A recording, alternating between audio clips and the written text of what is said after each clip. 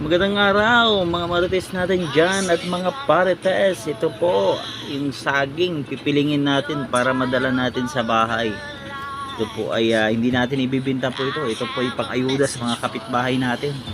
Pamimigay natin kung sino may gustong gusto ng saba na saging. Yan, punta lang kayo dito sa amin at pag mayroon at bibigyan natin. Hindi na natin binibinta yan.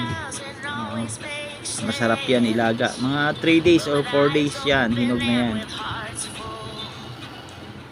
Kaya marami tayong puno ng saging dito. Biyaya ni Lord. Hindi na kailangan ibinta.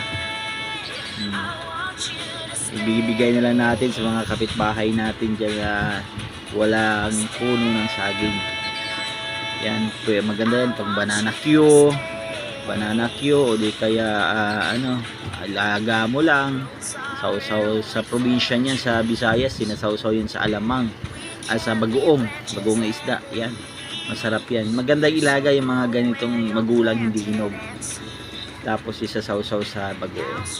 Kaya maraming salamat po sa inyong pagsubaybay sa aking video at sana po supportahan niyo po, like, follow and share sa aking mga video. Maraming salamat.